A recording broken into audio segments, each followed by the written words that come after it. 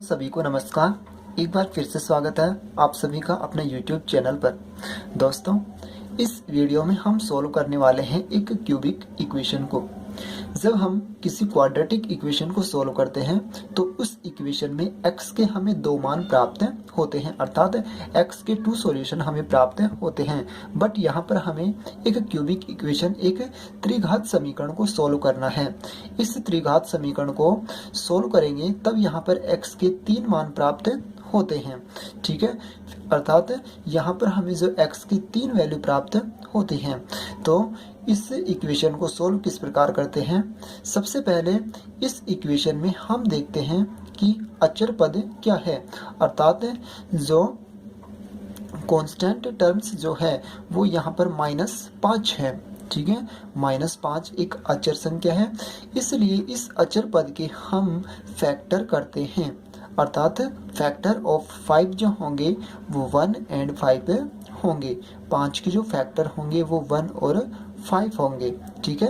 क्योंकि 1 की टेबल में भी 5 आता है और 5 की टेबल में भी 5 आता है, इसलिए 5 के फैक्टर 1 और 5 होंगे, नॉर्मल सी बात है।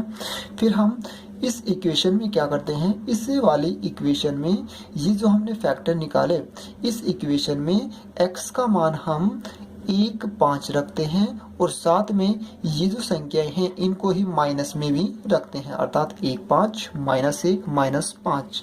ये जो मान हैं ये x के मान हम इस इक्वेशन में रख के देखते हैं।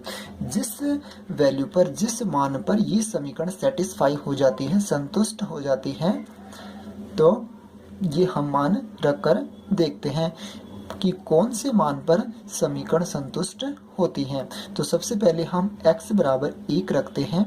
यदि यहाँ पर हम x की जगह 1 रखते हैं तो ये समीकरण संतुष्ट नहीं होती।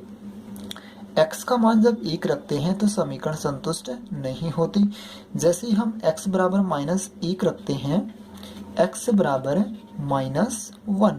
अब यदि x बराबर -1 रखते हैं तो यहाँ पर इस समीकरण में x बराबर -1 रखने पर हमें 0 बराबर 0 प्राप्त होता है। इसका मतलब जो समीकरण संतुष्ट हो जाती है, x बराबर -1 पर हमारी समीकरण क्या हो जाती है, संतुष्ट हो जाती है। अब x बराबर -1 पर समीकरण संतुष्ट हो जाती है, that means we can say x + 1 is a factor of this cubic equation, अर्थात जो x + 1 होगा वो इस समीकरण का एक फैक्टर होगा, बिकॉज x का मान हमने -1 रखा इस इक्वेशन में और x बराबर -1 से ये समीकरण संतुष्ट हो गई। अब हम x बराबर -1 जब लेते हैं तो इसका हम पक्षांतरण करेंगे, -1 को इधर भेजेंगे तो हमारा x + 1 आएगा और x + 1 इसका मतलब x + 1 इस समीकरण का एक गुणनखंड होगा और x + 1 इस समीकरण का गुणनखंड होगा। तब हम आगे क्या करते हैं, x + 1 को हम 3 बार लिखते हैं, x + 1 को हम 3 टाइम्स राइट कर लेते हैं। फिर हम क्या करते हैं, अब हमें यहाँ पर इसके गुणा में इस प्रकार से संख्याएं एडजस्ट करनी है जिससे उस समीकरण को हल करने पर वापस ये वाली ही इक्वेशन प्राप्त हो। तब सबसे पहले हम देखते हैं कि यहाँ पर x³ है, इसलिए हम इस x को उस संख्या से गुणा करेंगे जिससे हमारा x³ आए, इसलिए हम इसको मल्टीप्लाई करते हैं x² से। तो x² को हम x से मल्टीप्लाई करते हैं तो हमारा आता है x³। फिर नेक्स्ट x² को 1 से मल्टीप्लाई करते हैं तो हमारा x² आता है, बट हमें -3x² लाना है, इसलिए यहाँ पर हमारा x² आ रहा है। इसलिए मैं आगे वाली टर्म्स में -4x से गुणा करूंगा, क्योंकि x² और -4x को मैं x से करूंगा तो -4x², तो x² और -4x² हमारा -3x² आ जाएगा। फिर हम क्या करते हैं, इस -4x को +1 से मल्टीप्लाई करते हैं तो -4x आता है, बट हमें -9x लेके आना है, इसलिए -4x, इसलिए नेक्स्ट टर्म्स में क्या करते हैं, 5 करते हैं तो माइनस के 4x और माइनस के 5x हमारे हो जाएंगे 9 माइनस के 9x, और -5 को +1 से गुणा करेंगे तो माइनस के 5। इसका मतलब इसको हम जब सॉल्व करते हैं तो हमारी वापस ये इक्वेशन आ जाती है और इसके बराबर हम रख देते हैं 0। फिर हम क्या करते हैं, जो कोष्टक के अंदर हमने लिया x+1, इसको हम एक बार लिखते हैं x+1, और जो कोष्टक के बाहर है उसको भी हम एक बार लिखते हैं x² - 4x - 5 = 0। अब x+1 और x² - 4x - 5 are two factor of this equation। फिर हम क्या करते हैं, x+1 और x² - 4x - 5 दोनों जो हैं वो 0 के बराबर हैं, इसलिए we can say that x+1 is equals to 0 and x² - 4x - 5 is equals to 0। अब यदि x+1 is equals to 0 होगा then x is equals to -1 आएगा। इसका मतलब x का हमारे पास एक मान आ गया। अब जो x के 2 मान और आएंगे वो इस इक्वेशन को हल करने पर आते हैं। अब हम इस क्वाड्रेटिक इक्वेशन को सॉल्व करते हैं।